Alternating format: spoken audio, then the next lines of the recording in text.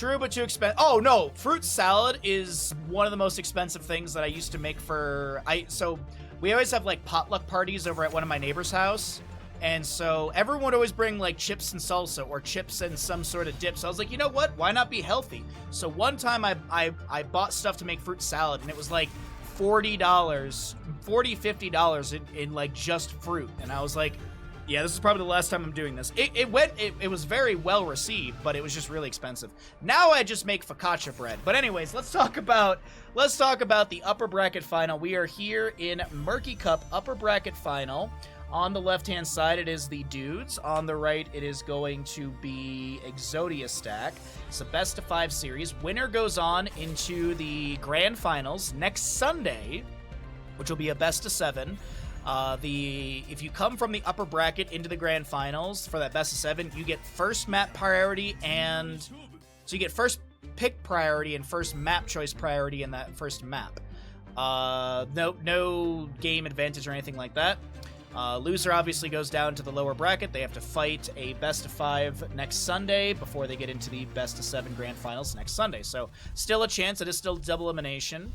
The other housekeeping we got to go through. This is the style of heroes that are picked and played are unavailable for future maps in this best of 5. There are no tournament baseline bans, and the bans at the top of the screen do not add to that list. So in future maps of this best of 5, our last best of 5 of the day, Rexxar, Malfurion, Genji cannot be played as they have been drafted. But of course, Chromie, Maiev, Blaze, Junkrat, they can be picked in future maps of this series, so long as they're not banned, of course. I believe that catches you all up on everything you need to know about Murky Cup. There are bounties. We can talk about bounties when they do pop up. If you'd like to see the full list of bounties, the bounties that have been claimed, you can use exclamation bracket to get yourself over there. And of course, these VODs will go up on YouTube, and if you're watching over on YouTube, be sure to like and subscribe so we can grow the YouTube page. We're trying to get that sub count up on the YouTube page, and liking and subbing to YouTube costs $0. Just like following here on Twitch, it costs you $0. But of course, if you want to support further on Twitch, we do currently have September going on. So discounts on subs, discounts on multiple months of subs, and every little bit of support in the stream helps us sustain full-time streaming, bringing you casting content, and bringing you these amazing games. Essentially, you sub, I cast, that's the deal. Gul'dan will be banned away in the mid phase. We've got a Rexxar Malfurion on the left-hand side for the dudes. I do love the Rexxar on. Brax is sold out. Really good control around the solo lane. Malfurion doesn't really show anything at the draft. Usually a mage is pretty prioritized here for wave clear. This is the map where you can take a 4-legged crab to waste a 2-minute cooldown to clear out the Zerg wave by like 75%. Wowee! Greymane to be banned away. Obviously Cho'Gall is going to be picked up. But, no, this will be Malfurion, Rexxar. So they need to build up their core 4. Johanna's fantastic for... You know this, invite you, because he paid me a freaking fortune, you moron. You got paid? Yale, thank you for the tier 1 for 59 months. I appreciate that very, very much. Wow. That is a lot of time supporting this channel, and you have a 59-month streak. Congratulations. Nicely done, Yale. Thank you so very much for that. I appreciate the tier 1 and the continued support in the channel. Thank you for 59 months, you gorgeous human. Garrosh and Vala were picked up during that moment. We have a Lucio Tychus on the right to round this out. Okay, a lot of auto attack damage, not a whole lot of Zerg clear, but granted there is Commandeer Odin, which is a great way to clear out the oncoming Zerg. Is this a hypercarry Vala, or will we see a mage as well? I'd love a Jaina. I'd love a Jaina here, actually. Jaina, Kael'thas, something with some range AoE clear onto the Zerg wave. Or they just lean into the hypercarry Vala. It is hypercarry Vala. Okay, so I wonder how they're going to run this. I wonder if they'll do like a 2-3. Like, they'll obviously roll Ariel Vala together. Maybe Malfurion floats to top lane consistently. Or they, you know what, actually, no. I think Garrosh steps up, throws the target. Malfurion has a root right there. Maybe a Detainment Strike, or, you know, vice versa. It's going to be interesting. It's a very interesting. I like what the dudes have put together. We'll see if it works out.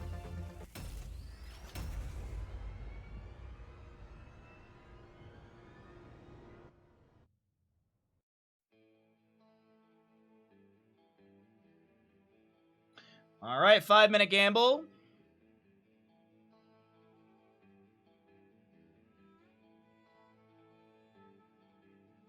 So I guess Banana got paired enough to play. Yes, a terrible joke. No, that's a great joke. Don't you dare demean yourself for some quality humor like that.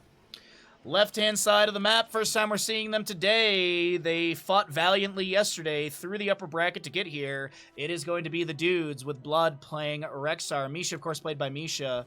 Yathon, your Garrosh, Banana, Malfurion, Ultralisk, Vala, and Nana will be your Ariel. Right side of the map is going to be the crew of Exodia stack. We just saw them take a 3-1 victory up against Adventure scripted by Hopaka, knocking them down into the lower bracket. But of course, we continue here with our upper bracket final. Kopin, Urel, Dino, Genji, Yasu, Lucio, Bad Benny, on your Muradin, and Hazuabs on the baseline skin of Tychus. Whoops, sorry about that, Bonk. Body check Garrosh level 1. We've got the swoop upgrade with the Bird of Prey.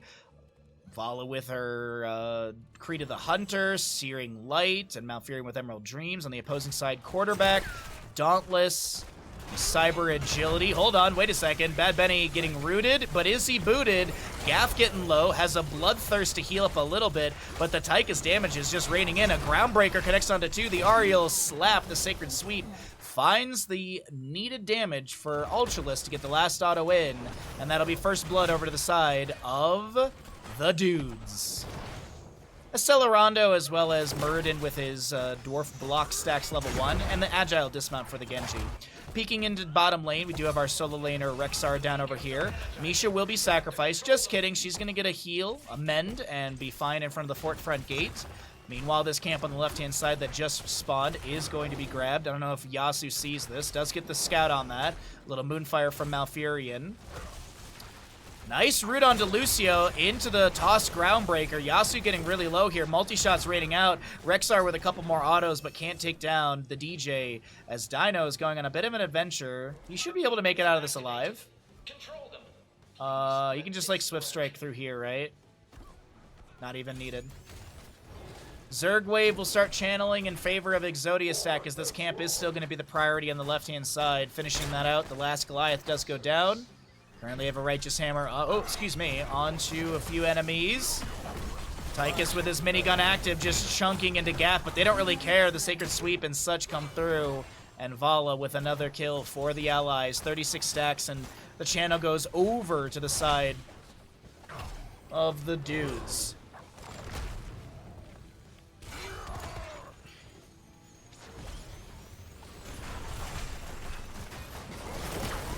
Shots coming out. Top lane, fort front gate is getting a little bit low here.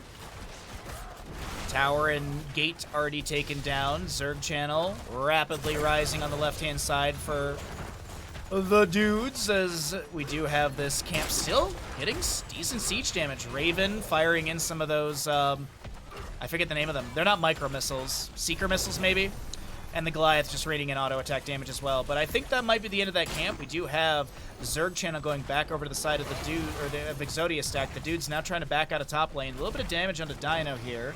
A couple auto attacks still coming out. Bad Benny with a Thunderclap down on the ground. Didn't go into Reverberation level 4 because he hasn't still taken a level 4 talent. Bad Benny, you gotta hold down the control button, bud. Rexar and Misha just trying to hold bottom lane. Rexar soaking the lane. Misha just sitting on the point up against Urel. Lucio gets onto the point, gets it to 50, but of course Garrosh is back up over here and is able to deny that. Tychus dashing back with the minigun active. Detainment strike into the wall. Repeated offense on the second stack.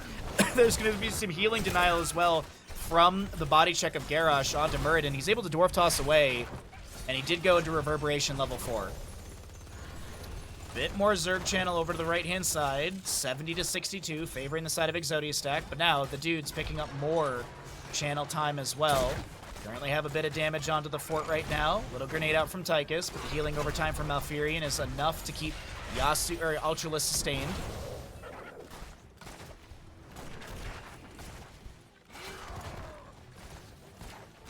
Oh yeah, I think it was the anti-armor missile. I think you're right. Yeah, I do believe you're correct. Yes.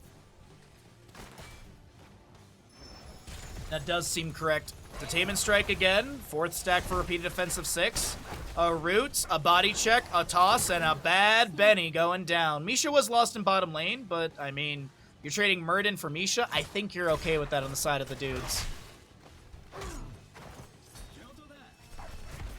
Genji trying to harass a little bit here. Malfurion with a nice heal, as well as a little Moonfire action onto Genji, who's going to rotate down into the bottom area.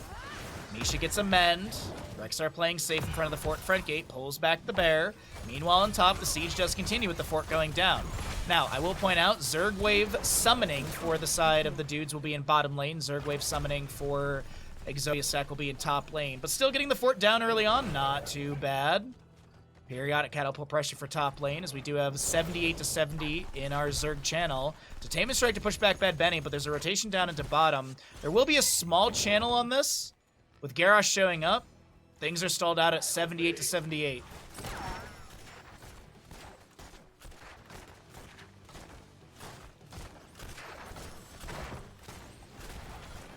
Siege camp on the left to be grabbed. Genji jumps onto the point. Detainment strike to maybe push him off. I think Nano's looking for the angle for another repeated offense stack. But either way, Rexar has jumped into top lane. Tychus minigun active, trying to take her down. Does have the Master Assassin level 4, so I don't want to give free Misha kills over... Excuse me, free Misha kills over to Tychus. And he did go for the Melting Point at level 7.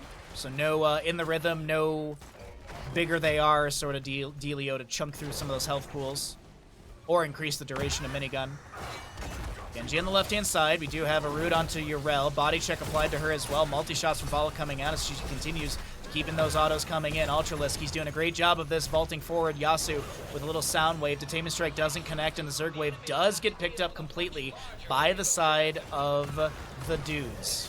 But this is still a fairly hefty Zerg wave on both sides. Rexar and Misha have 2 Ultralisk and 2 Guardians to go through. Meanwhile, in the bottom lane, it's a full Zerg wave, 3 and 3 with Banelings, Hydras, and some Lings on the way.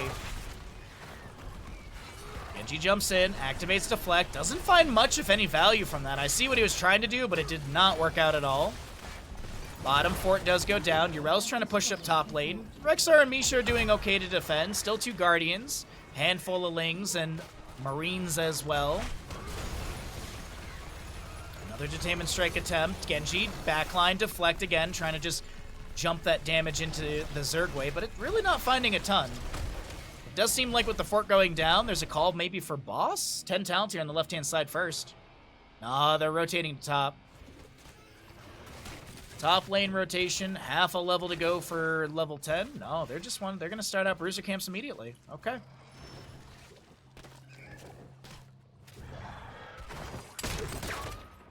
Ultralisk checking the bushes, but Copen's already gone out of this.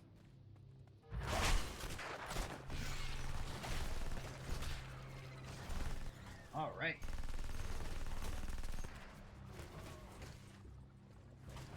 I'm a bad, bad man.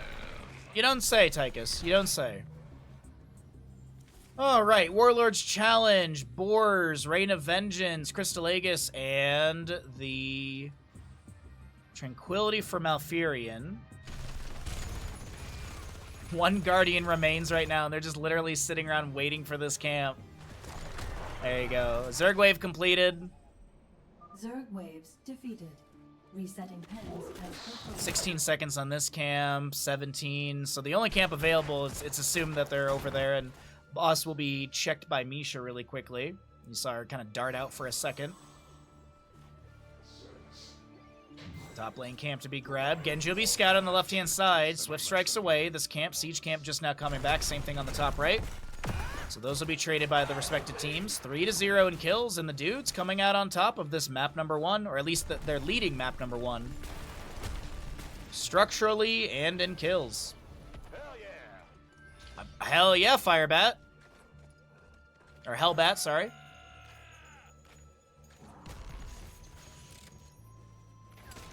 Tychus gonna look to back away. Garrosh is trying to step up, and little dash, little amp it up from Lucio.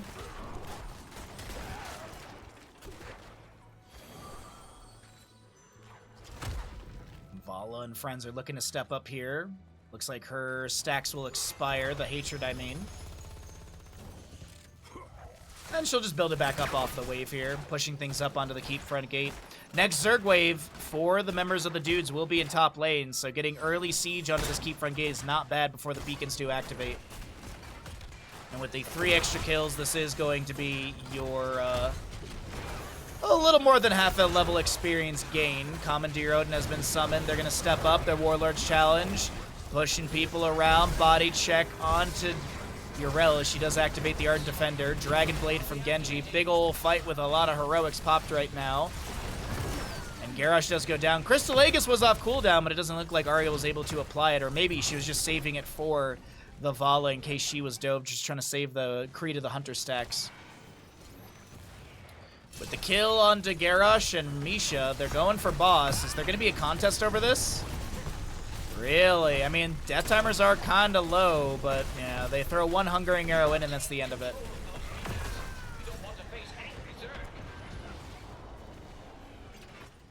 All right, that is, that's a bit sketchy and unfortunate. A little bit of a weird fight at top lane. I think that was the 4th Misha kill. Yeah, that was the 4th Misha kill. That's why there's a... Or 2nd Misha kill, right? Because she's 0.5. Or wait, 0.25? Now I'm not sure. I think it's 0.25.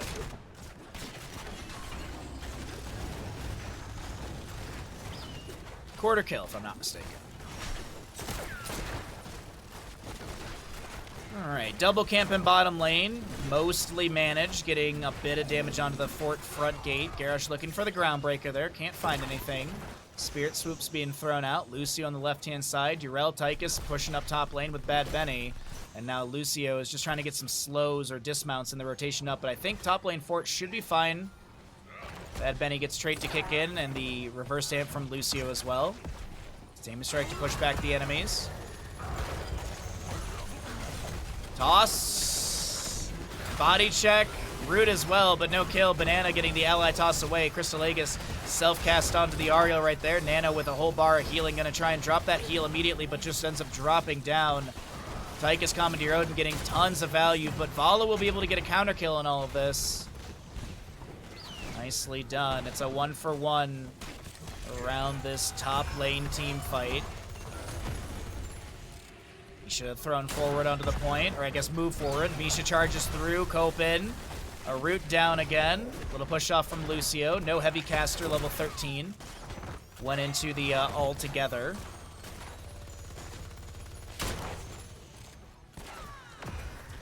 No Aegis for Misha. Yeah, no Aegis for Misha, for sure. Dino, what are you doing over here, bud? Cyber Agility, Swift Strike away. He's out of there. 4 to 10 in our channel. Gaff is going to step onto the bottom lane camp, or a beacon. Looks like Murden will gain top. Misha pulled off the point there. I think it was just a little too far away from Rexar, but it's no big deal.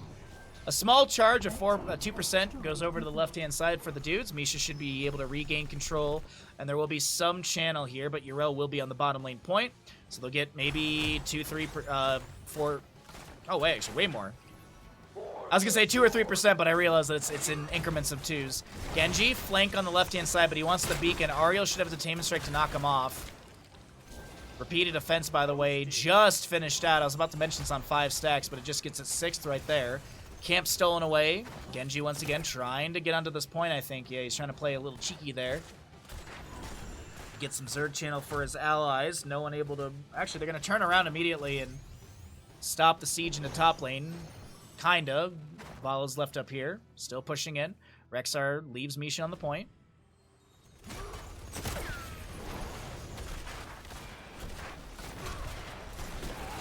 And we're 15.5 on both sides.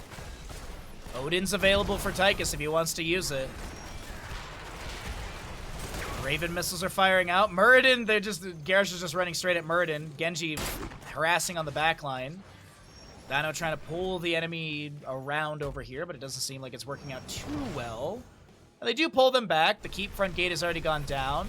Goliath, Cyclone, as well as some minions were pushing into the keep. They get it down to about 75% or so. Garrosh with the channel in bottom. Unfortunately, they'll only get 2 or 4%. They get about 4% off of that. Muradin handles top, or regains control of top.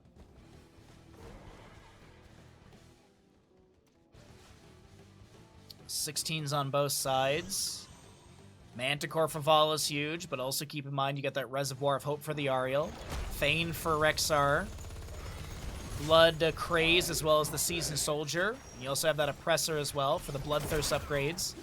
Zergwave channeling once again. Gaff jumps back onto the point. A few more percent over the side of Exodia stack. They actually put this on 50%. Leave the Misha on the point. Genji shows up. Alright, so they'll regain control of bottom. Bad Benny seen over here. Garrosh just running straight up. They start the boss. Is this risky? Tychus is showing bottom. Genji's on the bottom lane beacon as well, so they're going to give over channel for this objective. And now Genji jumps in. Avatar from Muradin. Here comes the Odin. Soundberry from Lucio. Dragon Blade from our Genji. They take down the Malfurion. Muradin will be traded. Misha does go down. Vala picked off as well, and the boss goes over to Exodia stack as well as the Zerg channel. And this is Archangel plus a quadra kill. Make it a team kill? Oh, can they take down Gaff? Team kill. Archangel and Zergwave in bottom. This is massive for Exodia stack, who had a bit of a struggle in the beginning of Brax's holdout, but have found their stride post level 16.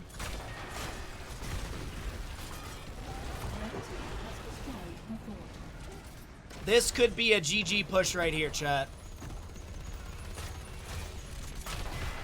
It is looking good for Exodia stack in map number 1. Braxis holdout. Urel manages the top lane wave, just making sure they don't lose the keep in case this doesn't work out. But I have confidence in Exodia stack to wrap up map 1 through this. Death timers are low. Genji's already working on the core shielding. Archangel getting into position. Still has 90% of its HP.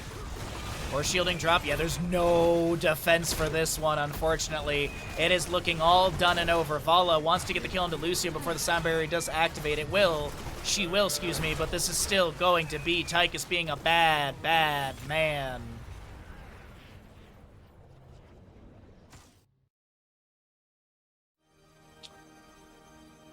Oh, and we dropped another sub again? How unfortunate.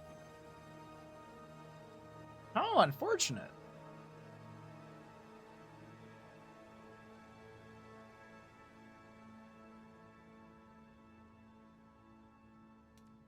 Well, you know the dealio. If you're enjoying the stream, be sure to subscribe. If you love Bandit, be sure to give subs.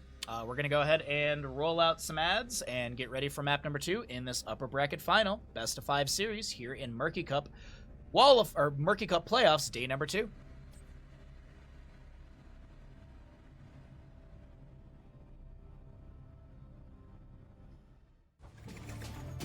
All right, everyone. Took us a moment here to get back into it, but we're ready to go. Map number 2 in this best of 5 upper bracket final. My name is Bahamut. On the left-hand side, it's the Dudes versus Exodia stack. The Dudes tried to take Braxis, and they had a really good attempt. Like, the early game was great. They had a few wonderful kills, but this is not going to work out, and we will have Exodia stack leading this best of 5 series. Sorry. Too much tea too quickly. Frozen Throne. I still have my disc of Frozen Throne and Brood War and stuff like that chilling somewhere in the house. Still have my Command and Conquer, Tiberian Sun, and Red Alert and all that good stuff. I still have. I probably have a Duke. I think I have a Duke Nukem disc somewhere from ages ago. All right, Vikings and Maiev to be banned away. As a reminder, if you may not know, this is the draft style of heroes that are picked and played are unavailable for future maps. So the 10 heroes we saw on Braxis Holdout, technically 11, will not be available for the rest of this best of 5. I jokingly say 11 because Misha. But either way, 10 heroes are unavailable. Still have 80. Of course, the bans at the top of the screen only pertain to the current map draft, so we could see Vikings later on. First pick to Haka. Can't be upset about that. Very much love the first pick to Haka right there. Double soak rotation's really, really strong. It can build up essence quite quickly. Also, could see tissue regeneration or enhanced agility. I see both of them on this map. but never Symbiosis level 1. What do they want to start here on the right? Tracer Johanna, okay. They grab the blinds, they get the sustained damage of Tracer. Dino's not ever, I don't think Dino's ever upset playing Tracer. We've got a Diablo Brightwing to try and close the distance, and also have the CC of the Polymorph to follow up the Shadow Charge and such. Not a bad start here, but still need you need some range assassins. Genji was played in map 1. Hanzo is available. Hanzo Diablo can often be played together. Might see a target ban onto that. Sylvanas, was she played in map 1? No. Sylvanas was not played in map 1, right? I'm like scanning my brain. I'm trying to remember. It was Vala Hypercarry on the left-hand side with the... I don't remember. I think it was, yeah, it's Vala Hypercarry, because Malfiri and Ariel, Rexar, and main tank, Garrosh. And I'm blanking on the right-hand side. I don't think they played it, but either way. Hanzo, Uther are grabs, so it is going to be double auto attackers. Hanzo being a little bit slower. Could look at I think they could look for a Cassia here if they did want to go for the... Whoa! Okay. There's the Cassia. Medivh will be grabbed with this as well, so we got some Medivh shenanigans.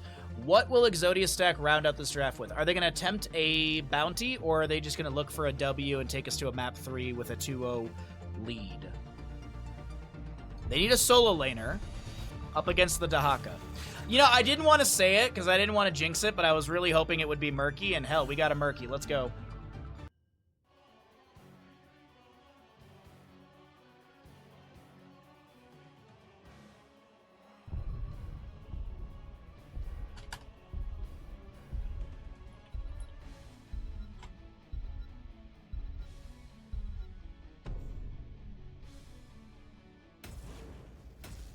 Okay.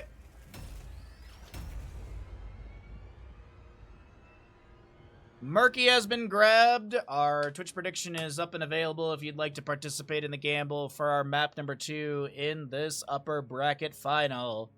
Here we go, everybody. Let's see how it all works out. Can the members of Exodia Stack actually land a Murky bounty, or will this be a 1-1 score and the Murky flounders once again? Dino playing your Tracer, Copen on the Murky, Bad Benny for Johanna, Hazuab's Hanzo, and Yasu is going to be your Uther.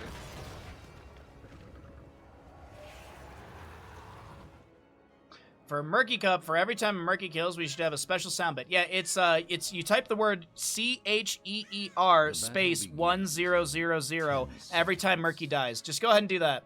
Nano on the left-hand side will be playing Cassia for the dudes. Banana on your Brightwing. Blood is playing a Dahaka.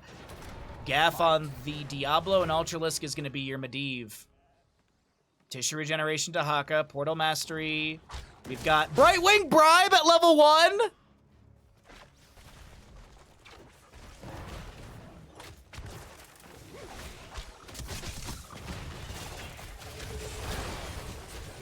Pixie Charm! Activate to consume 20 stacks of bribe to instantly defeat an uncaptured non-elite mercenary. Passive. Gain 1 bribe stack when nearby enemy minions die. Gain 5 stacks when hitting an enemy hero with Arcane Flare's center. So if that's going to be the case, do we get a Dream Shot level 4? I feel like you want Dream Shot level 4. Hell, I think you might even go Hush at level 16.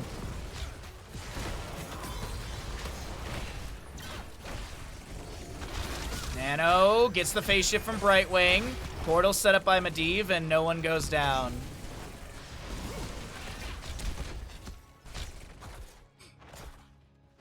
Dahaka is going to be clearing things out in mid. Murky, did he go bribe as well? He did go fishy deal. He needs 8 stacks per bribe, and you get 7 per wave, so long as you clear out the entire wave, so not too bad for Murky right there. Is Hush not a popular pick? At level 16, the vast majority of Brightwing players will take Critterize because you get the armor debuff on the polymorph target, so that's kind of really, really nice. Hush is really good, and I often think that it should be paired into Dream Shot because Dream Shot is going to give you value hitting the center of your Arcane Flare. With Hush, you're going to be able to get the silence. Also, enemies hit by the Arcane Flare on Hush have their damage reduced by 25% for, I think it's 2.5 seconds or something like that. So there's synergies, and that's the reason I was thinking it. Plus, I mean, you have the Pixie Charm value. So you want to hit as many hero with the center of the Arcane Flare. Increase the Arcane Flare range by 50%. Hitting a hero with Arcane Flare center reduces its cooldown by 2 seconds. More spammability. So, yeah. We'll see how this works out. We have not seen a Brightwing in Murky Cup take anything but Hyper Shift at level 1 until today. There was, I think, one of the Greater Polymorphs. There was like one Brightwing that took Greater Polymorph in a game, but I don't think we've seen anything else. Johanna does go down in mid lane while we watch the Murky die in top, and I think Murky death is more satisfying than Johanna. Triple altar phase coming up. Murky's already respawned. He's back into top lane. Dino rotates up to try and help clear things out. Gonna check really quickly. Murky's got 32 stacks of bribe. Unfortunately, Dahaka stole that camp away from him. Go forth and claim the altars in my name. The Raven Lord demands it. Medivh is actually a support. He's not a healer. And mine alone. Iron Skin. Johanna will not be dragged out of position. Diablo working through souls. Gonna go into that sacrificial soul level 4. Slime time for our Murky. Hanzo with the explosive arrow. Things aren't looking too crazy on level 4s here. Raven familiar for our Medivh as well as... Ooh, portal set up. Gaff looks to jump in onto Hazu, but... The Archer is aware of his surroundings and won't be taken down. Simple geometry on 13 stacks currently. Diablo uses Johanna to try and get further away. Currently have the Sins Exposed level 7. Portal set up by Medivh. The Raven familiar getting a couple triggers right there, but... doesn't look like they can step up any further. Alright, our gamble has concluded with 8,900 to 22,000. Nicely done, chat. Subdue is finished out by the Johanna. Sub done, 4 minutes in. He heads to top lane. How's he doing on stacks? He did bribe a camp at some point, somewhere.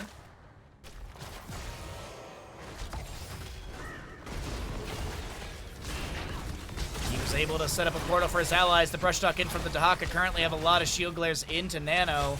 A little low on this Cassia, but does have that 30 armor. Tracer steps up, does have beautiful force of will from Medivh as Cassia looks to dive back onto the enemies. Dino getting a little bit low. Diablo can't close the distance. And Uther Ghost Form has a couple heals. Meanwhile, the portal set up and dive onto Hazuabs in the bottom lane. They find a third kill as Brightwing comes through and bribes away this camp.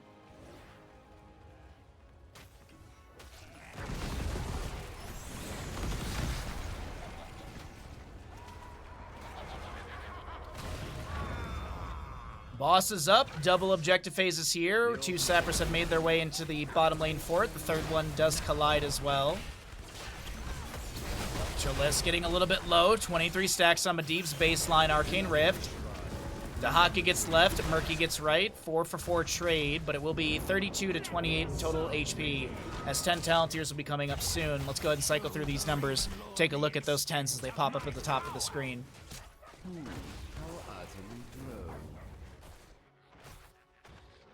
Alright, so Dahaka, he'll check the camp. No, he's actually just going to go for it here. Alright. Murky does have bribe. He's got 31 stacks.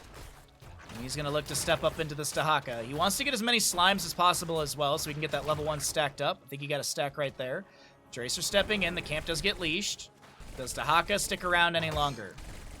Meanwhile, in bottom lane, things are getting pushed up a little bit.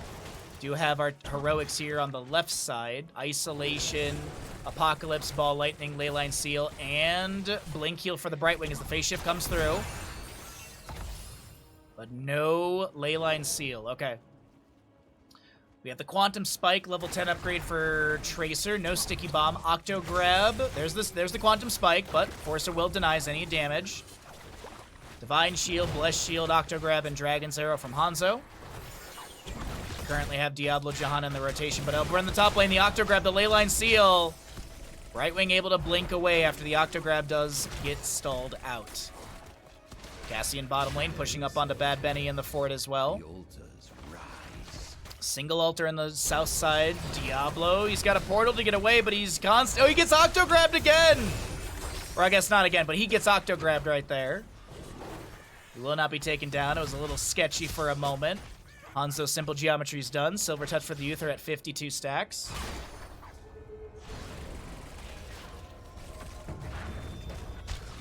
Seven enhanced agility stacks for our Dahaka. Not enhanced agility, sorry, tissue regeneration. Let the great foe's cronies reach the edge. Shadow charge into overpower, looking for something into Tracer, but that's going to be met by a heckload of CC. Ball lightning from Cassie does come out. Diablo almost goes down. The Dragon's Arrow goes to the side of Diablo. No connection onto him. There's a stun from Uther into our Dahaka. He lands the Dragon to Tracer, who's going to be cleansed by Uther. There's a portal forward, looking for more. Diablo Shadow Charge onto Hazuabs. Tries to get the natural agility. Will get a Divine Shield, but can Diablo take him down?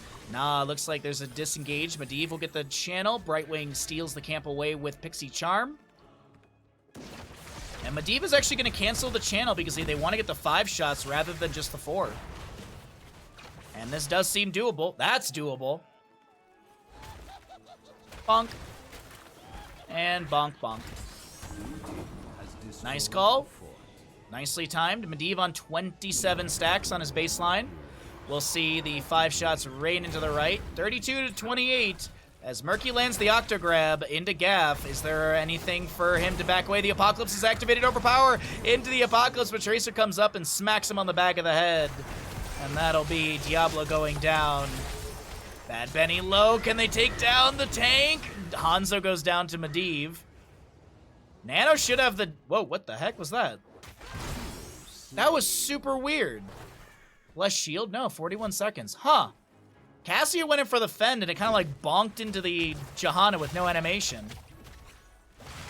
Weirds. Weirds. Weird. Looks like Dahaka was trying to get to this camp. Isolation immediately into Tracer. And I think that's just a disengage. Looks for the dragon to Murky. Unable to find the kill. How many Murky deaths have we had? 2. Chat owes 20,000 bits. Just kidding. Chat owes 2,000 bits. Figure it out between all of you.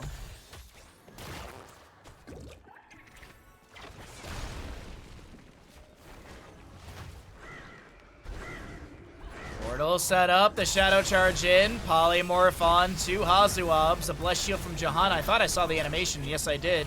Silver Touch Uther's done. Quantum Spike onto Gaff, doesn't really chunk into him too much. He's got that Pixie Dust from Brightwing. That Spell Armor.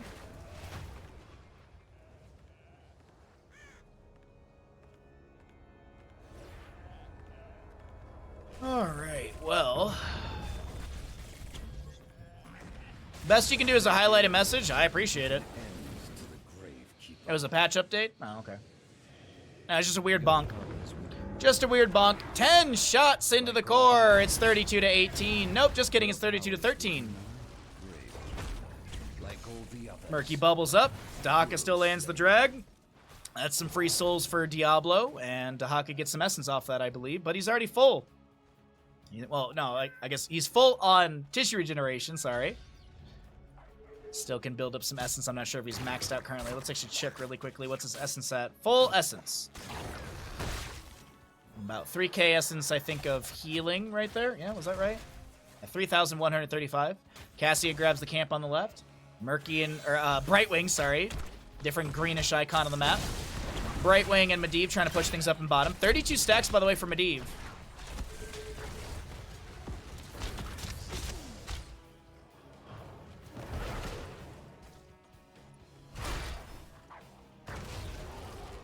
Murky will go soak up top. Dahaka should clear out that... Yep. Nice. Nice Dark Swarm into drag. Finds the Murky kill. The egg is literally right there. Ooh, can he get the egg kill? Ah, he doesn't step up for it. Don't think he had Dark Swarm off cooldown either. It seemed like it was like just about to be off cooldown, so auto attacks wouldn't have been fast enough into the Murky Egg.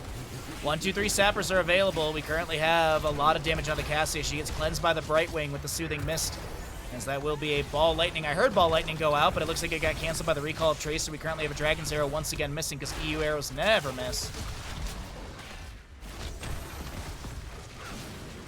And Exodia stack, once again, looking real rough in map number 2.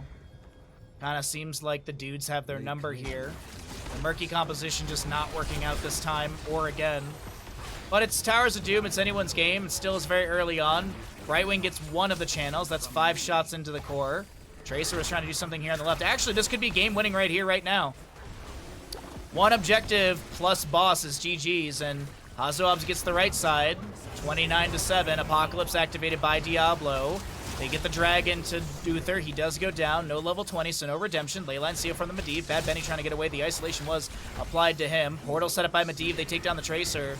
Nano gets hit with a Quantum Spike, and there goes Bad Benny. This is looking like, ladies and gentlemen, we got a 1-1 score on our hands, as this should be map number 2 done and dusted, with Boss being the last shots into the core.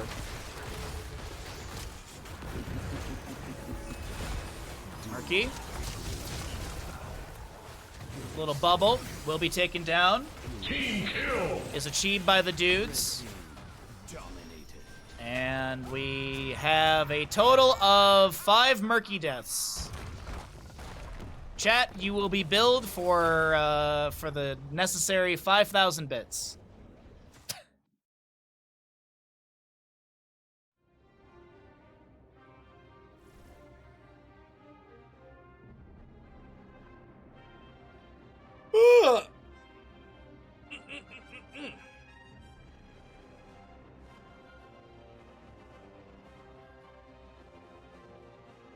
Hey, what's up, Big Sid? Good to see you today, bud.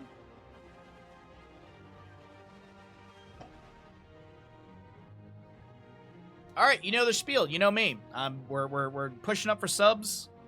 I apologize if you get sick of hearing the sub spiel, but you know what? Sometimes someone just goes, you know what? Damn, I do got that Prime Gaming. I do love Bandit. I do want to support the stream. I do want to push closer to the Diablo 2 stream. Well, I have great news for all of you, because you can use your Prime Gamings here, twitch.tv/Bahamut Gaming, get yourself some ad-free viewing, amazing emotes. You can ask me questions, and then when the ads roll through, you will be able to hear the answer. So be sure to subscribe. All that good stuff. Thanks for being here. Thanks for supporting. And thanks for being amazing. I will get everything set up for our next map. That's always the one thing that's tight as a Twitch streamer, is your funds. Your funds for things are always very tight. On the left-hand side, we got the dudes. Going into Garden of Terror, map number 3 in this best of 5. We've got Exodia stack on the right. Last map, Exodia stack tried to do the Murky bounty. It did not work out for them again, so they did lose on Towers of Doom just now. And now we're heading into Garden of Terror, so we're guaranteed 2 more maps. This one included, obviously. Minimum of 2 more maps will be played in this upper bracket final. We'll see if we can go the distance. The funds, yeah. Unfortunately, as a Twitch streamer, on my scale of Twitch streaming, money is consistently always very, very tight, so that's why we have to shill for as many subs as we possibly... That's why we have fun sub goals instead of just daily sub goal 10. That's why we have fun sub goals, to try and encourage future streams and future content. Sylvanas, Junkrat on the left, Maiev, Blaze on the right.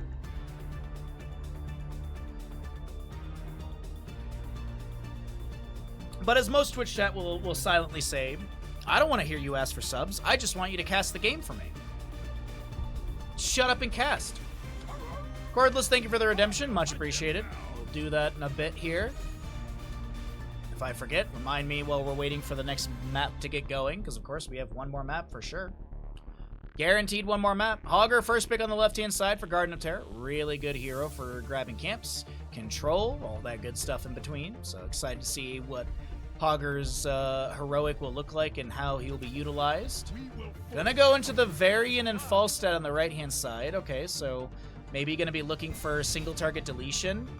Malfurion was played in map 1, so there's no Malfurion, but you still could go into like Varian. You still could go into like Stukov for the Lurking Arm afterwards. Hell, you could go into Deckard Cain. I don't believe Deckard Cain was played in this series yet. He was played in the previous series, but, you know, charge, taunt, scroll the ceiling, healing reduction, a lot of good tools to be able to burst down a character, and they're going to grab the Chromie early on, but I have a gut feeling Exodia stack weren't planning on the Chromie. Chromie is fantastic for this map. It would have been fantastic for the composition on Exodia stack, but you can still go into, like, Mephisto, you can still pick up, like, a Jaina or something. Or wait, was Jaina played on Braxis? No, that was Hazuab's playing Tychus. That's right, that's right. It went into Tychus that game. So, a lot of mages available to go in with the Varian here. A Nubrak to be banned away. Don't hate that whatsoever. Cocoon, Burrow Charge, Beetles. A lot of utility from a Nubrak that is wonderful in these situations. We'll get another ban, though, coming out from the left-hand side from the dudes. What do they want here? Both teams could look for a Sergeant Hammer, for sure. How you doing, Harkin?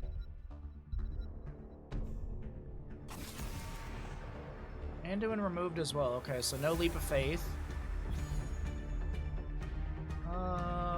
Trying to think of, like, heroes with a cleanse. Harazim's got Cleansing Dash, but that's like 16. Lily does have one, but do you really want to play Lily this early on?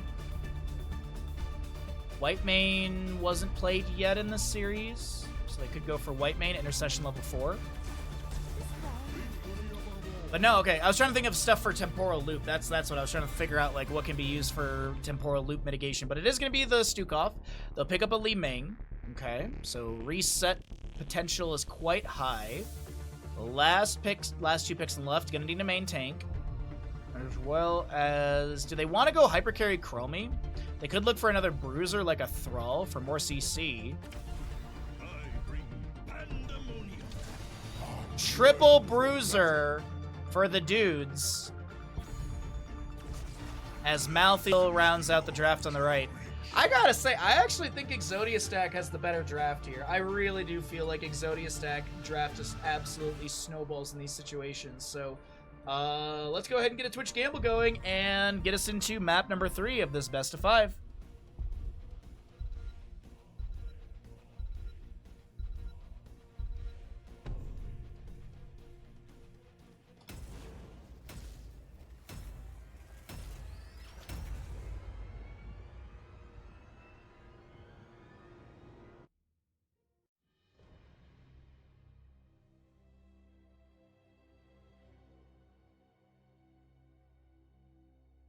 Thanks, Ashmantle. You're always the best.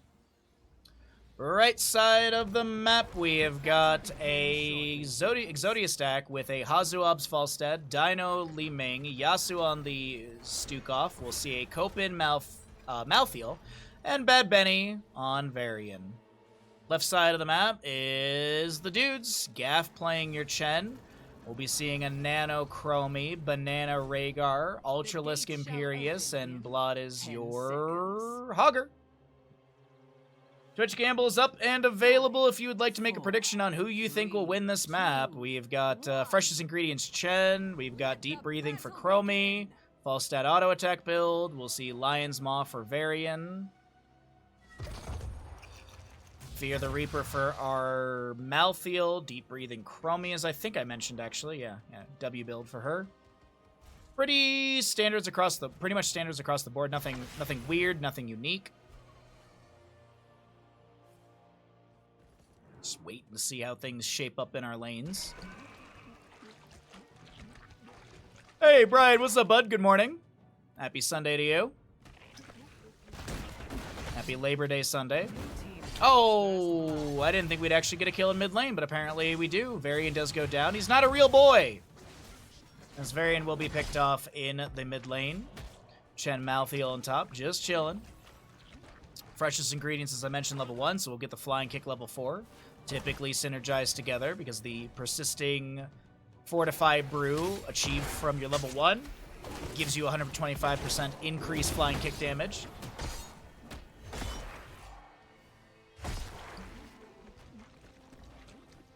The dudes need some more bruisers. I don't know why you put a JK at the end of that. 5 bruisers does win Battlefield. If there were any Ghillie Shark and Bingo Nighters here, they would definitely be like, yeah, that's absolutely really smart. Rack, what's up, bud? How you doing? Hold on, Copen in mid. Good bounce, and Imperius finds the kill. The Celestial Charge into the Varian as the weighted push comes out from our Stukov. But unfortunately, they can't find a 3rd kill in this game into Varian. But still, early game kills are nice. Siege Giants met by Bruiser camping bottom. Ultralisk rotating down. Li Ming with some Arcane Orbs trying to clear things out. Imperius just doing his best to brawl here with a Molten. That's a really good Celestial Charge. Yasu almost goes down. Yeah, I think it might be a little too early. It's also a U.S. holiday weekend, so I think a lot of Ghillie Shark and Bingo Nighters are probably enjoying the holiday weekend, relaxing. And Stark is probably still sleeping. We had a very fun D&D session last night. We had a very interesting D&D session last night. It was quite fun. It was quite fun. The first seed is planted. Gather it, would you? I would so hate for you to not be Time first. trap set up in the bushes here. We do have our Adhoral Anomaly, level 4. Also the Morbius loop for our Chromie, early of course because of her trait. Over in the top lane, Hogger is rotated up to help out to help out Chen. Hazuab's pushing up this wave currently on Falstad.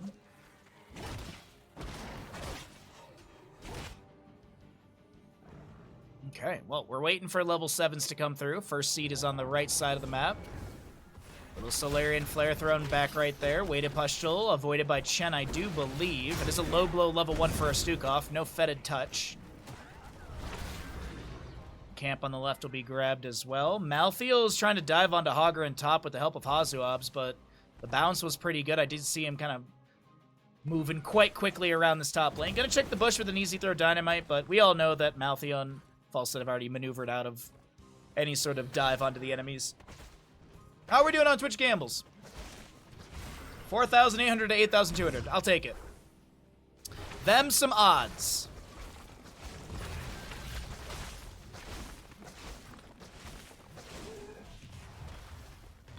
Just waiting to see how things look in bottom. Solarian Flare met by a charge. No taunt from Varian activated. There's the taunt afterwards. Falstad flying down, looking for a flank. No level 10, no Gust, but Nano is getting chunked here, and Nano will go down. Exodia stack finding their first kill in this game. Ultralisk was getting low there. I thought the Arcane Orb was going to give a reset to Dino, but he wiggles away and no kill to be found. Or no second kill to be found, but I do believe this will be Seed over to the right-hand side. All right.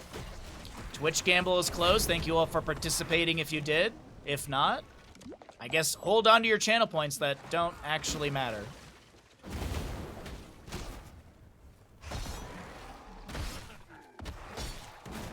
Imperius in mid, taking a heck load of damage. Temporal loop in front of the fort front gate. Is there any sort of cleanse for Bad Benny? I don't think so.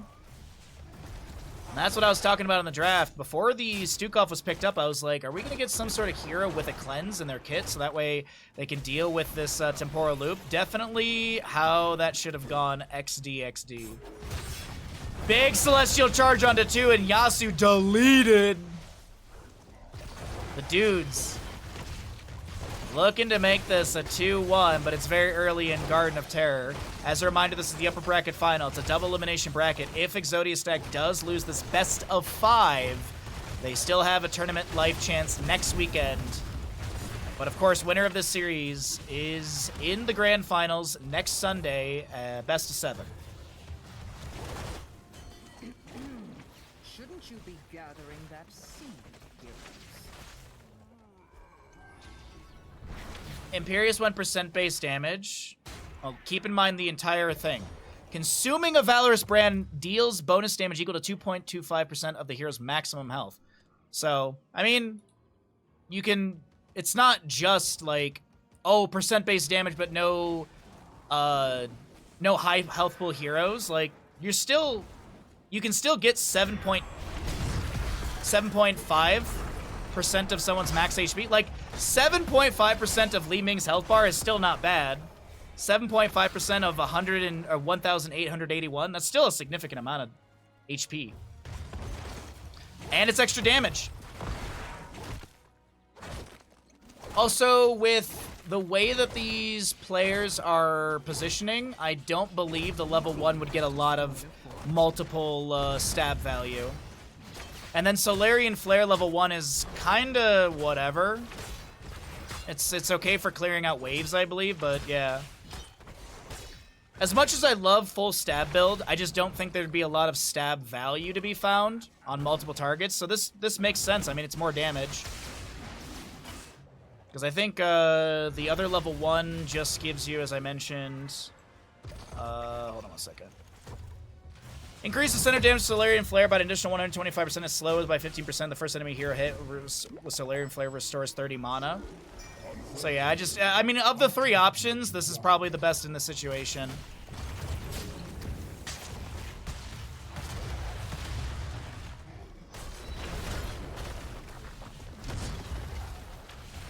Timeout for Chromie level 13. Heroics are here. Wandering Keg, Wrath of Angiris, Temporal Loop we already saw, Shockwave, and Ancestral Healing. On the opposing side, Gust, Wave of Force. We'll see a Last Rites Malthael, Massive Shove, and a Shield Wall variant.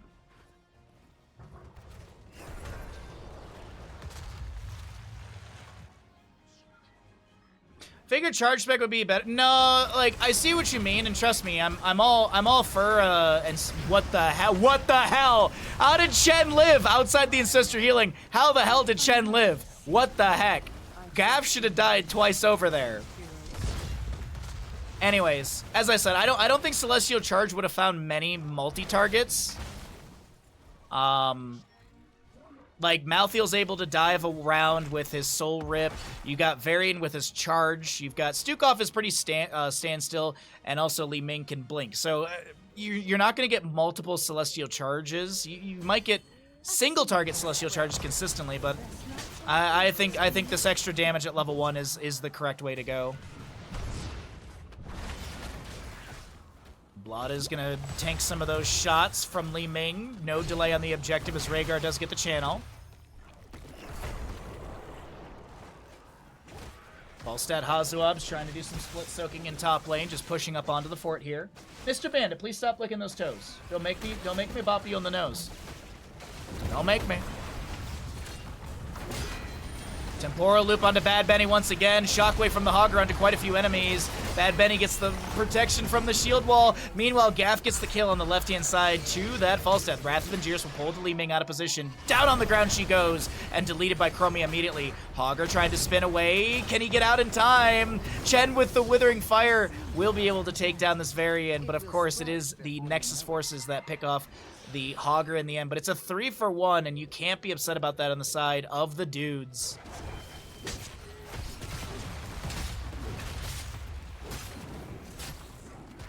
Chen nerf coming next patch. Kappa? Why would you put a Kappa at that? Exclamation patch. We just had a patch like 3 weeks ago, not even. Actually, it might have been 3 weeks ago at this point. We've had like 3-4 patches in 2024. That's more patches than we had in 2023. Falstad flying for the flank, but immediately has to barrel roll away. Hogger sets up a bounce, and Gust to push back the enemy. Hogger gets the shockwave onto 2. Falstad staggering blow, Temporal Loop. They're just going to wait for the last auto attack from Appears to come through. The Celestial Charge connecting onto 1, and they're going to dive in further with the Wandering Keg. Yasu split from the team. Bonk from the Wandering Keg of Chen. Banana gets the self-gas Ancestral in time and doesn't go down. It's a double kill for the dudes as the Garden Terrors are pushing in. Bottom lane fort already gone. Mid lane fort to be removed. Top lane fort shall go down to all of this. I do believe the mid lane keep is the apple of the dude's eyes.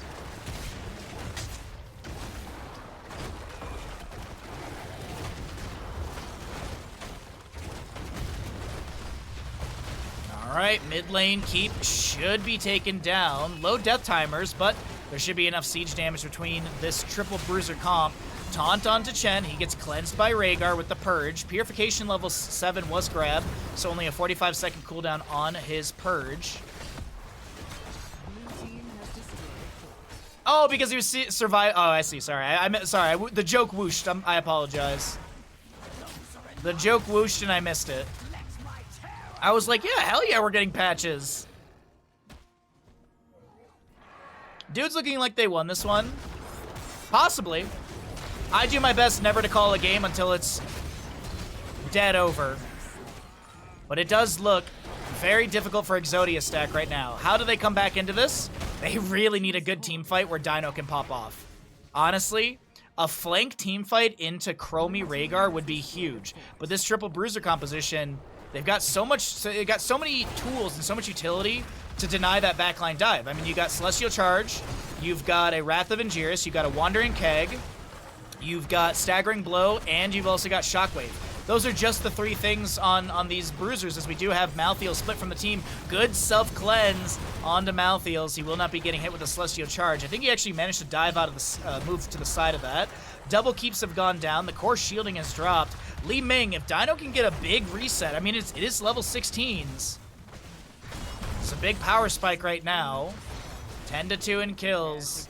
As Dino's trying to find an angle here. Nah, just gonna go for the minion wave. Never mind. Keg W indeed. Yes, Keg W indeed.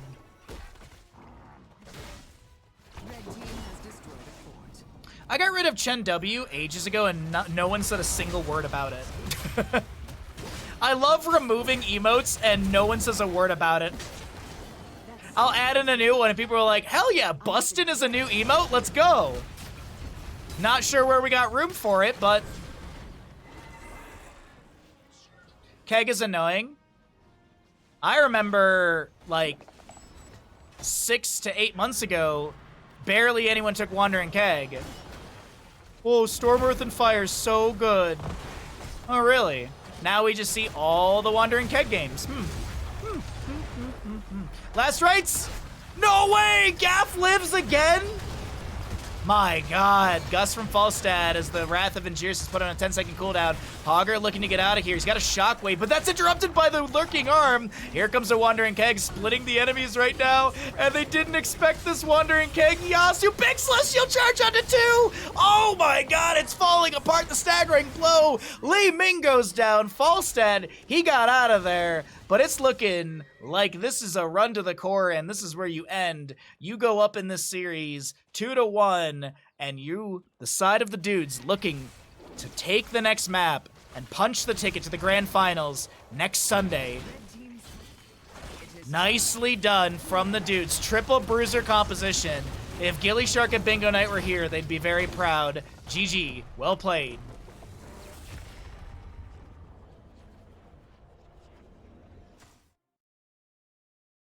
Oh, I still have it, actually? I thought I got rid of, No, oh, Keg W, sorry. I thought I got rid of Chen W ages ago. Yeah, Keg W, but that's BTTV.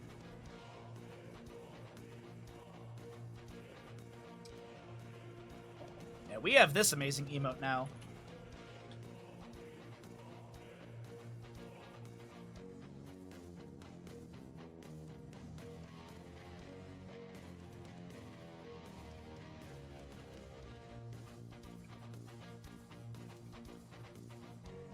All right, well, as a reminder, I know I've been hounding on this all day. If you're enjoying the stream and you'd like to get multiple months of discounted subs, you can, as we do have September going on right now here on Twitch. You can get massively discounted Tier 2 and Tier 3 subs, as well as Tier 1. But the Tier 2s are down to like $7 almost with the discount available. And you also get an amazing alert that scares the actual bejesus out of me. But either way, let's get going for our next map. I'll pay out the people and roll out some ads. Let's find out where we're going to for map 4. Hopefully it's not the last map, but it could be, as the dudes are on the trajectory for a W. Welcome back, everybody, into map number 4 of this Best of 5 series. My name is Bahamut. On the left-hand side, it's the dudes up in this series, 2-1 against the Exodia stack. Thanks for being here. Thanks for checking out the games. And as I mentioned, could be the final map of the day. 30 heroes are unavailable, since we do have the draft style for Murky Cup where heroes that are picked and played are unavailable for future maps. And we'll have a couple target bans here at the beginning, getting rid of heroes they don't want to deal with, or maybe even some comfort picks for some of these enemies. Let's see. Tomb of the Spider Queen, short rotations, or quick rotations to be said. Lucio was played in map 1, if I remember correctly, because that was Brax's holdout, and he was the sound barrier Lucio that game. Genji's been played. I believe Hanzo's been played already, so those are off the table. Mephisto will be removed. This is a fantastic map for him as well.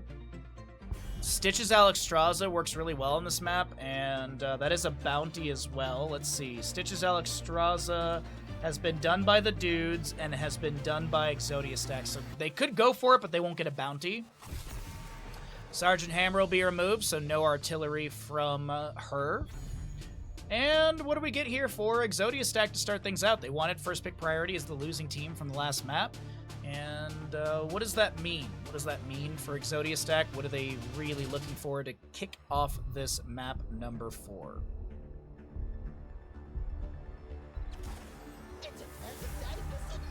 I don't hate this whatsoever. Good wave clear, good poke. You can have Steel Trap and Concussion Mines in the top to mid rotation for displacement and vision. What do you think, Bandit? First pick Junkrat. Kind of wild, right? Got our Leoric Anubarak. Okay. Leoric Anubarak. Very simple start on the left-hand side. Just solo laner and main tank. Just locking in 2 fantastic heroes that can pretty much manage on their own. Good sustainability from Leoric. Mobility from Anubarak. CC available as well. So what do they want to pair into that? Are they going to look for a single target burst composition? Junkrat, Anduin, Mei. Okay, so you got blinds from the Mei, slows as well, chastise, root, piercing light, I assume. So you'll have some extra spell power, but the piercing value. As we get into our latter half of the draft, maybe we see a target ban onto a solo lane. Maybe a Kerrigan. Kerrigan is often paired into this map, but do you want to go Kerrigan into Junkrat with all that extra displacement? Actually, it wouldn't be too bad. I mean, the Steel Trap, yeah. Concussion Mine, no. Okay, they'll probably just communicate that. Yeah, wiggle that thing, Big Sid. Wiggle that thing. Right side. How are we going to round out this draft over here? It is what? It is what for Exodia Stack?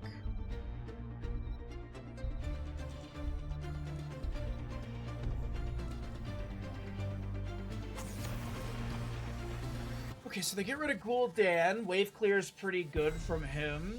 Double soaks are nice. This is a great map for Azmodan. He is a bounty. I'm not sure if either of these teams have done the Azmodan bounty yet.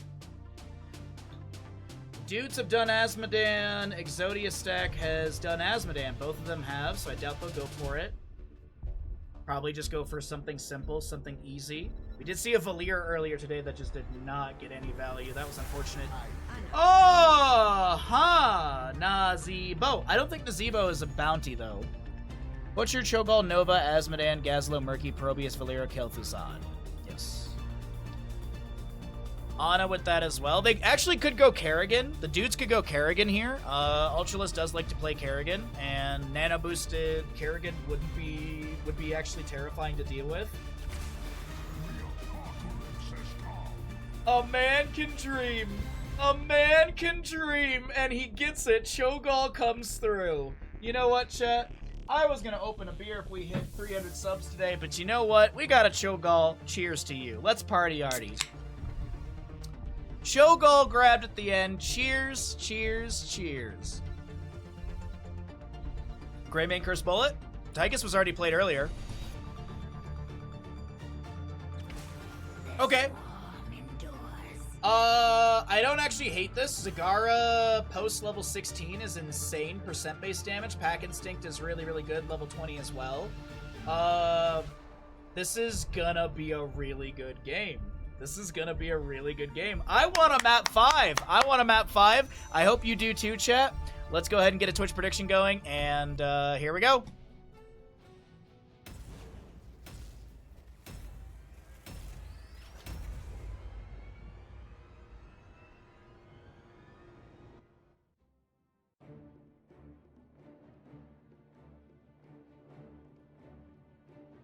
Nobody saw the Cho'Gall coming.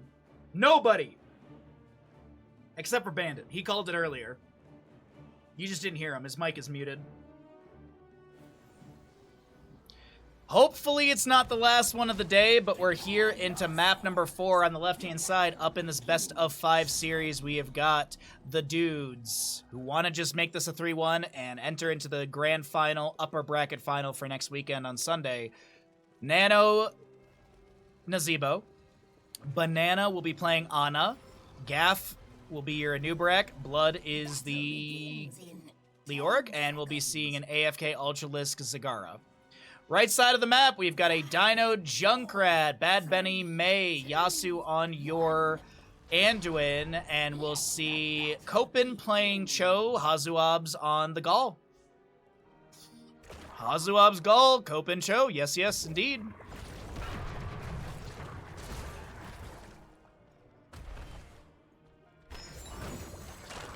I did, but I didn't want to jinx it, so I kept my mouth shut. Bless you, Big Sid. Big Sid! Everyone in chat better thank Big Sid.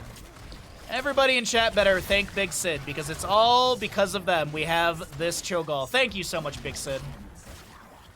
You know, you could all thank Big Sid by starting a hype train. I think that's the best way to... Anyway, so let's get into bottom late here. We got our Leoric getting poked at by the Junkrat a little bit. Lands the Drain Hope onto Dino, healing up a little here. Gonna be Osin's Renewal level 1. We have the Bida Grenade with the contact healing for Ana.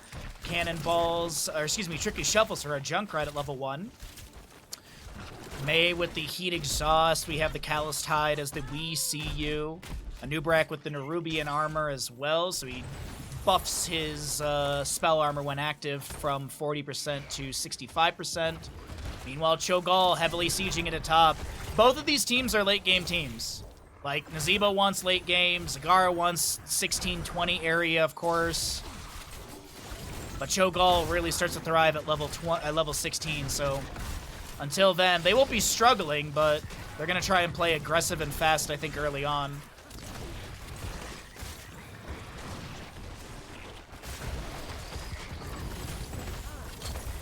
Icing in from May, immediate Snowblind onto Ana. Banana is definitely dead here.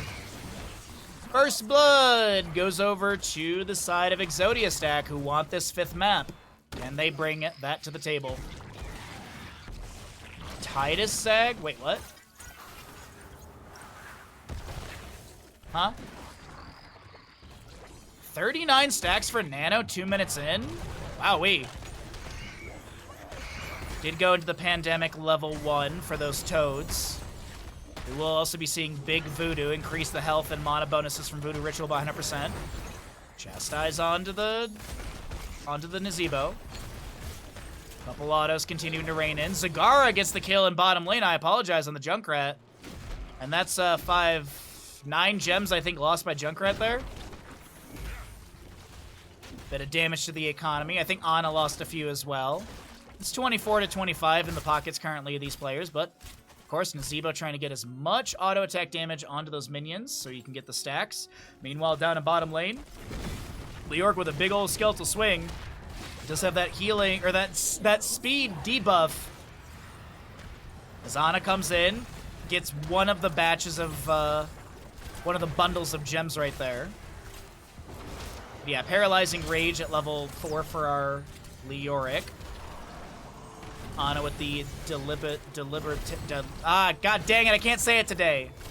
Delibitating Dart, there we go. I don't know why, I struggle with that word when we're casting. Let's see, we have Boom Pow for our Junkrat, Seared Flesh, Rising Dread.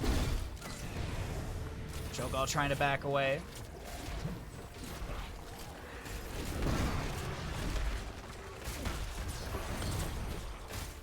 Oh, Nidus! Nidus Network is a bounty. Give me 2 seconds here to tab. The dudes have already confirmed a Nidus Network Zagara, so they can't claim the bounty a second time. So I assume it will be Devouring Maw. I don't think we'll see a Nidus in this game just because there's no reason to go for it. Devouring Maw will be way better into the Cho'Gall. I mean, just way better in general in the team fight. Because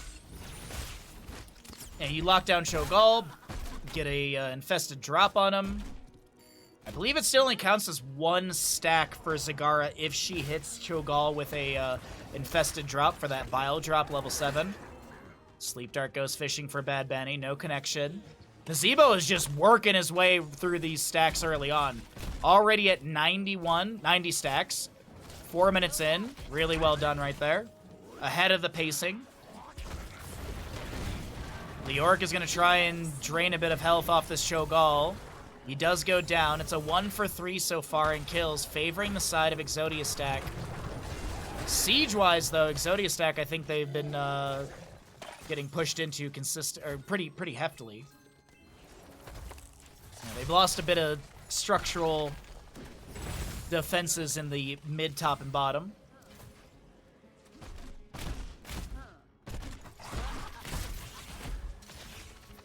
Couple autos from Gaff here into Bad Benny, just trading back and forth. Full W build on our Nubrek, by the way. He's got Zoomies at level 4, as well as cooldown reduction on his Hardened Carapace with the Chitinous plating. The Shitness plating. Burrow onto Dino. Doesn't stop any turn in. Gaff in a really rough spot. Has some healing reduction applied to him. I believe that's Cho'Gall, right? With the Rising Dread? No, it's the Enraged Regeneration. Right, there you go. It is off the Dread Orb, but it's a talent from Cho, which always throws me off. Sleep Dart, immediately woken up by a Locust, or a Beetle of a Nubarak. We do have blue Web Weavers descending for the side of the dudes.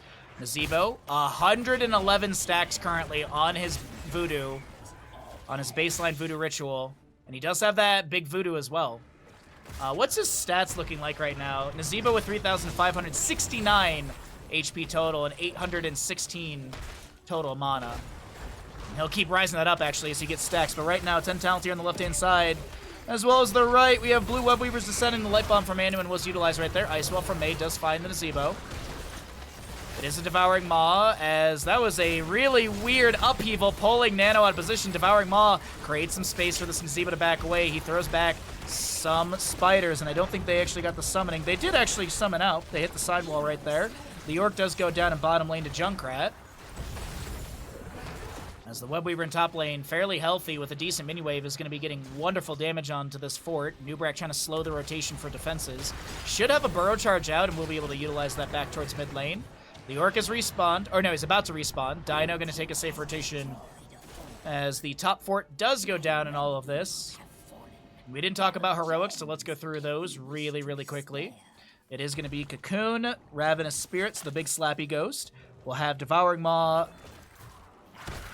Sorry. We'll have Devouring Maw, Eye of Horus, and a Entomb for Leoric on the opposing side. Light Bomb, Twisting Nether, Upheaval, Riptire, and Ice Wall. So with a handful of gems still needed on the left-hand side to get a turn in here. Entomb from Leoric. 44 gems currently on this Cho'Gall. If they can take him down and deny the gems to be picked up, that'd be a huge leap of faith. But the Nubrek's right there with an Impale. The Riptire from Junkrat comes out, and Cho'Gall is able to get away safely, not dropping those 44 gems. Cocoon onto Junkrat. He's going to be broken out quite quickly. There is going to be a Burrow Charge, a Ravenous Spirit, Concussion Mine, but the Ravenous Spirit's still getting some slaps. The Ice Wall stalls things out, and unfortunately, Junkrat can't get the kill. Another Devouring Maw coming out, and Nubrek and friends, they want to dive onto this Cho'Gall, but they think better of it. They take down the fort, and that'll be the end of this engagement. The dudes are shutting things down here, and I keep gotta complimenting this Nazebo. Nano on Nazebo with 138 plus stacks. He's about to get more off this wave. Leoric, Upheaval is gonna pull Nazebo back into the loving arms of the enemy. No 13 talent here just yet, no Ice Block. Big Biotic Grenade on the ground. Oh, wait, Ana didn't go for the upgrade on the Biotic Grenade at level 7, went Night Terrors. This level 7 increases the healing debuff duration to 2.25 seconds.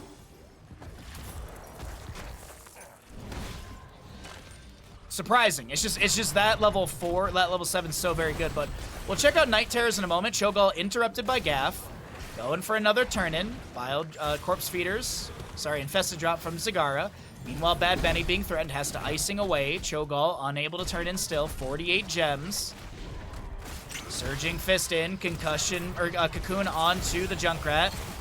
Twisted. No, the Light Bomb doesn't work out. There's the Twisting Nether activation. Riptire and such deletes the Ana right there in this engagement. I think that was maybe an upheaval pulling her out of position. Devouring Maw into 2, but where's the follow-up? Bile Drop comes through. Getting a couple stacks. Concussion Mine allows Junkrat to back away. Whoa, Leoric saved by, I think, that zombie wall from Nano. And the mid lane camp cleared up by Mei. The fort down to about 25% HP.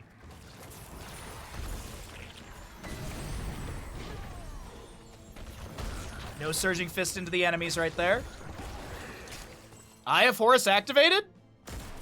What are we doing here?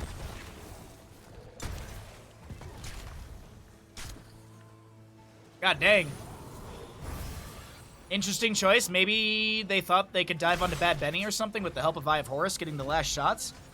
I'm not sure. What I am sure about is Nazeebo's got 160 stacks and Ice Block available. Excuse me.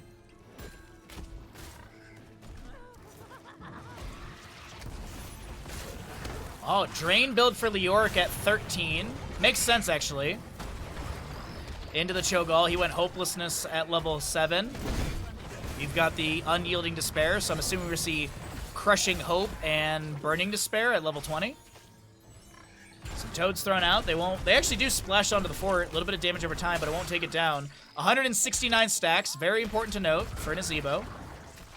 Cocoon onto Junkrat. Defense pings around. Twisting Nether activating. Surging Fist in. The Ice Wall from Mei goes up, but no one found inside.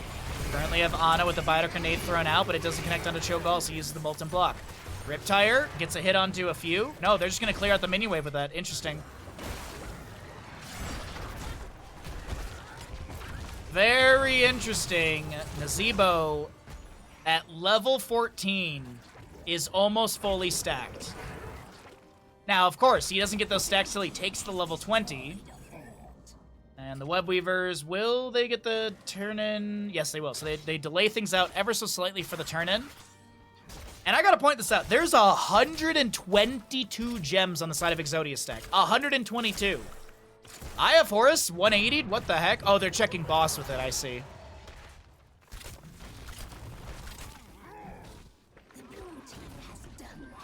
All right, Web Weavers once again descending onto the left-hand side. Nazeebo still pushing up bottom. He's got 178 on stackage. Junkrat in the bush. Does Nazeebo know? He's just focusing on pushing up. Now, he definitely knows now. Concussion Mine to get further away. Zagara pushing up top. Mid lane. Fort has been taken down already. Bad Benny with the icing away.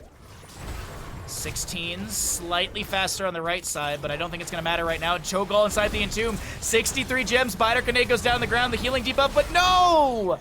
Leoric is the one picked off right there. Cho'Gall capitalize on the Skeleton King's aggressiveness, but bottom lane, Junkrat's got the clear onto this Web Weaver. 5 stacks for Zagara's level 7. Surging Fist out of the zombie wall from Nazeebo. Leoric trying to cheat a bit of death here. Actually, we can take a look really quickly and see what he's got death cheated. 12.76 seconds. Nicely done.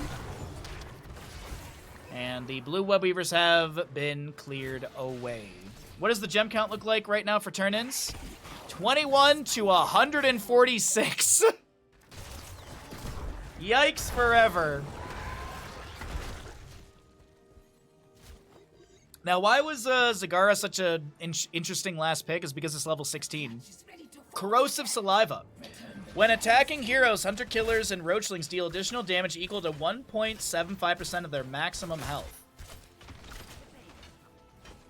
When attacking heroes. Sorry, I missed that word. And then the Hydralis Transfusion. Zagara is healed for 60% of the damage dealt by hunter killers and basic attacks to heroes.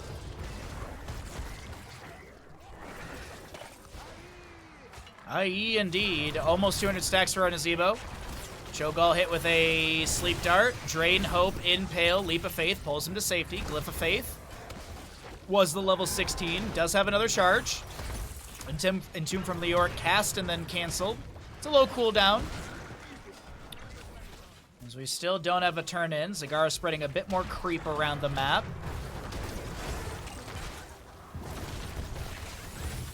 Concussion Mine to get to safety. Zagara pushing up bottom lane. Icing from Mei. They're focusing on a nano.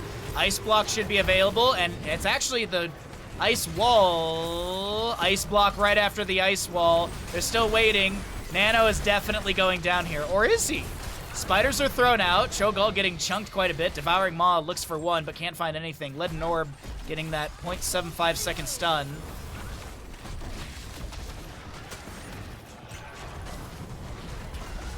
Upheaval. Oh, it does catch the heel of Nazeebo. He's definitely dead this time. Definitely dead this time. I honestly thought his model was out of the poll, but it's not going to be the case. And can the members of Exodia stack? No, they can't get a turn-in! Eye of Horus from Ana denies the turn-in from Dino. That's so tilting. And Dino's about to go down to Eye of Horus, but the shots have expired, and that's the end of that. Our Leoric gets a Biter Grenade healing buff and taps the well. Mid lane camp pushing in. Dino gets the turn in finally, and Red Web Weavers will be summoned. Can Gaff get out of this? He's got the zoomies on his W, and he should be fine.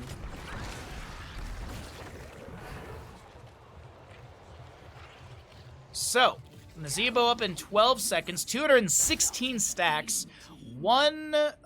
Both teams need like a level and some change to get to level 20, so we should be seeing that pretty close together. It's 1-7 in kills. Where's the experience being made up? Let's take a look here. There's about a 5k difference in just heroic kills. Mercenaries is slightly ahead by about 400. Minion behind. Passive is 6k ahead. Structures about 2k ahead. So all in all, it's a 4k difference favoring the side of Exodia stack because of those kills and the minion experience difference. I mean, look at that, 8k difference in minions. Even with Nazeebo doing as much soaking as he possibly can, it is going to be that level lead going over to the right-hand side. Level 20s here for our Exodia stack. And can they make this a 5-map series? Can they take us to the illustrious, ever so sought after map number 5 in Murky Cup playoffs, upper bracket final? Nice hugging of the fort right there to just avoid the upheaval. Twisting Nether, canceled by a cocoon. Nope, actually it was just put on a stall. Bad Benny, damage over time, but they'll be able to pick up the gems. Yasuo actually picks up the vast majority of them. Blue Web, oh wait, Eye of Horus into the Entomb. Leap of Faith saves. No level 20 on the left-hand side. Burrow Charge onto the Cho'Gall, 82 gems. Little shove, little miscommunication. Light Bomb as well. Nazeebo instantly picks up Vile Infection, level 20. Why is this a big deal? After reaching 175 stacks of Voodoo Ritual, it can be applied to heroes, and its damage is increased from 146 to 366 over 6 seconds. Eye of Horus upgrade. Cho'Gall with the upheaval to pull back the enemies. Another Red Web Weaver face to be summoned, but meanwhile, Boss is going to be grabbed on the north side of this map, as a Nubrak will not go down in mid.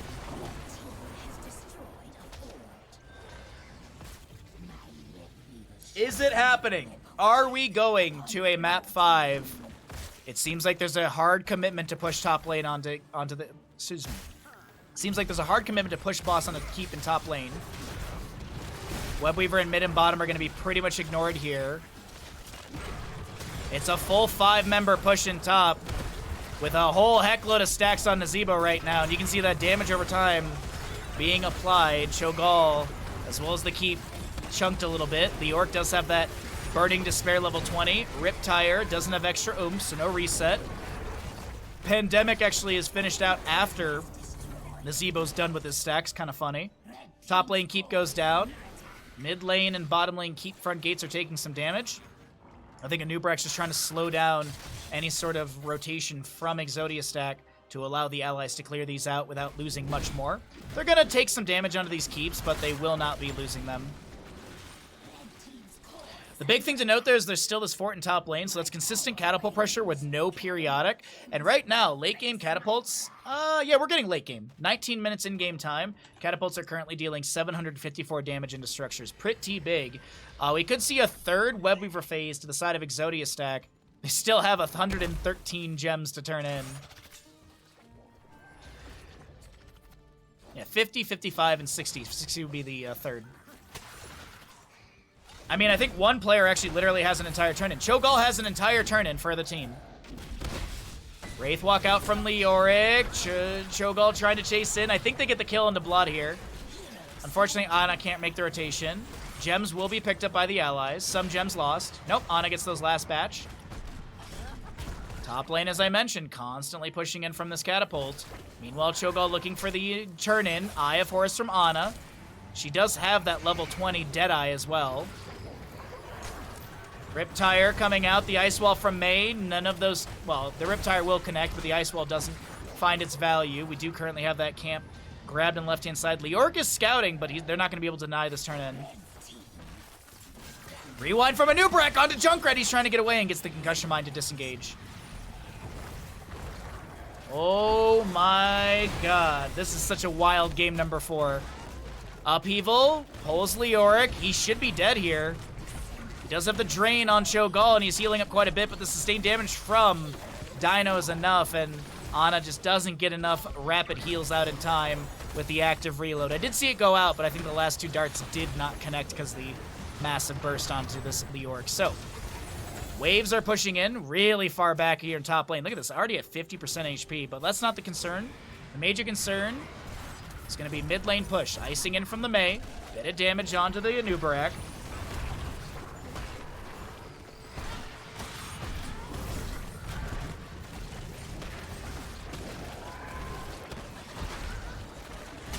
Mid lane Webweaver looking pretty good here. The Burrow Charge, devouring Maw to Cho'Gall. Riptire from Junkrat zones the enemies. I don't think it hit anything right there. Maybe some damage onto the keep. Eye of Horus, that's a good kill into Cho'Gall. Did they go for the 20? They did. Cho'Gall only has a 30-second death timer because the Hour Twilight. Oh, sorry, Hour Twilight. There you go. 50% death timer reduction. Boss is up in a minute 10. Dino Hearthing out. Top lane is a win condition, but what Cho'Gall only did for 15 seconds, by the time you rotate all the way here, Cho'Gall will be pretty much respawned. So they're going to go for a turn-in here. Yeah. 2 months in a row? Vita, thank you for the Prime Gaming for 21 months. I didn't have to slap my meat this time. Thank you so much for the Prime Gaming, bud. Appreciate that greatly.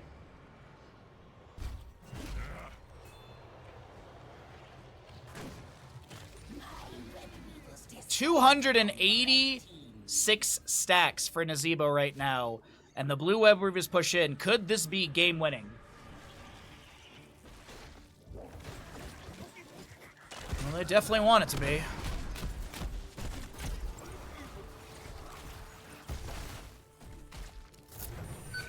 That's great news, General. Congratulations. On the contrary, I mourn. Okay. Cho'Gall caught inside the Entomb, no buried alive, but he does pop the Molten Block. We do have a huge upheaval pulling some enemies in, devouring Maw from Zagara. Vile drop, or infested drop from Zagara. She's kind of caught up against this wall, and the ice wall, she does not go down. Bladder Grenade from the Ana as well, denies some of the healing. Eye of Horus Deadeye activation. Excuse me? You heard me, Ouija. You heard me.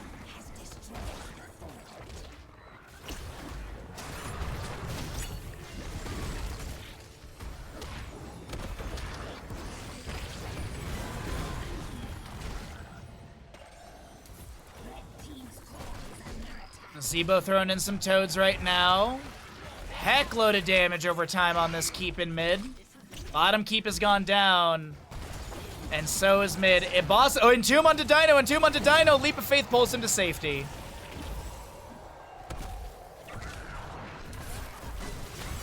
Icing in from the Mei. Cho'Gall comes in. Nice light bomb. Ice block. Ice wall. Anubarak dives into the backline, finds the kill onto Anduin. Exodia stack, have they been dropped down to the lower bracket? Upheaval, they're trying to go for the Titanic YouTube play, but Cho'Gall does go down. Reduced death timer by 50%. Bad Benny and Junkrat, the lone defenders here. Can they make something happen? Sorry, where's Junkrat? There he is. I was like, where the hell is Junkrat? Avoiding the Eye of Horus shots. And he does go down. The core will fall, and GG, well played. The dudes shut down Exodia Stack 3-1 in the upper bracket final. GG, well played.